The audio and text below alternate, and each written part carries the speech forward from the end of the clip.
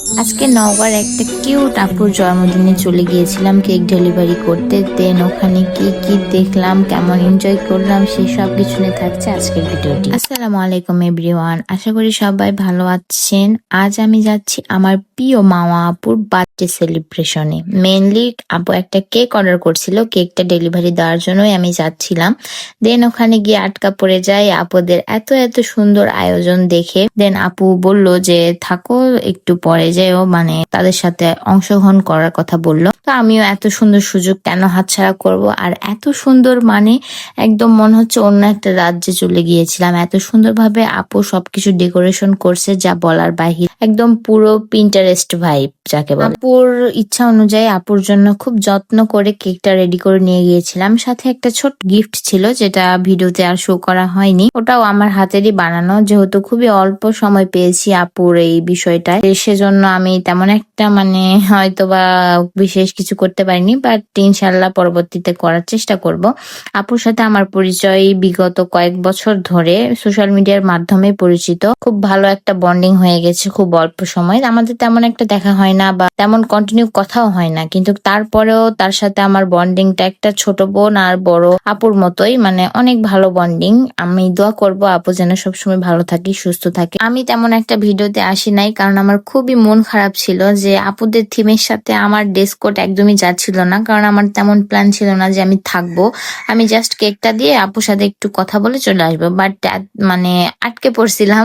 এত সুন্দর ডেকোরেশন, এত কিছু মানে মিস করতে চাচ্ছিলাম না আর কি, যে আপুর সাথে একটু কয়েকটা ছবি তুলবো। মানে সব মিলে আপু ফ্রেন্ড আপুদের সবার বিহেভিয়ার এত ভালো ছিল যে চাচ্ছিলাম যে আরো একটু সময় কাটাই তাদের সাথে। মানে অনেকদিন পরে এমন একটা খোলামেলা পরিবেশে একটু বন্ধু সুলভ সবার সাথে মানে টাইম স্পেন্ড করা খুবই আনন্দ লেগেছে, খুবই ভালো লেগেছে আমার। আর মা আপুর বান্ধবীদের কথা কি বলবো, জুই আপু এবং ববি আপু, তারা এত বেশি আন্তরিক, আমি মানে বুঝতেই পারি নাই যে আমাদের প্রথমবার দেখা হয়েছিল। মানে অনেক বেশি আন্তরিক। আপু যেমন ভালো, আপুর বান্ধবীরাও তেমন ভালো। যদি তোমরা ভিডিওটা দেখে থাকো অবশ্যই তোমাদের অনেক অনেক ধন্যবাদ আমাকে এত সুন্দর একটা মোমেন্ট উপহার দেওয়ার জন্য। মানে তোমাদের সাথে আড্ডা দিয়ে আমার খুবই ভালো লাগছে।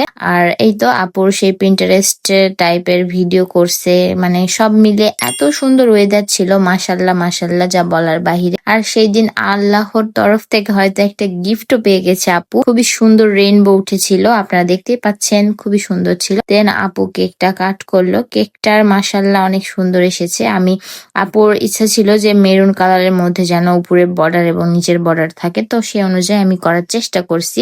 আর এত সুন্দর যে ডেকোরেশন করবে আমার ধারণাই ছিল না। আমি জাস্ট ভাবছি এমনি নর্মালি হয়তো চাদর টাদর বিছায় এখানে একটু সেলিব্রেশন করবে, যেটা নর্মালি করে থাকে সবাই। বাট আপুর মানে চিন্তাধারা সবসময় আলাদা। আপু টোটালি মানে জোস জোস যাকে বলে, একদম পুরাই জোস। তো আপনারা সবাই আপুকে আবারও বার্থডে উইশ করে দিবেন যারা দেখতেছেন। আর আমার ভিডিওটা কেমন লাগলো অবশ্যই কমেন্ট করে জানাবেন। সব শেষে শুভ জন্মদিন মামা আপু, আল্লাহ তাআলা তোমাকে সব সময় এমন হাসি খুশি রাখুন। আপনারা যারা ভিডিওটি শেষ পর্যন্ত দেখলেন সবাইকে অনেক ধন্যবাদ। কেমন লাগলো আজকের এই আমাদের অগোছালো সুন্দর দিনটি কমেন্টে জানাতে ভুলবেন না। আল্লাহ হাফেজ।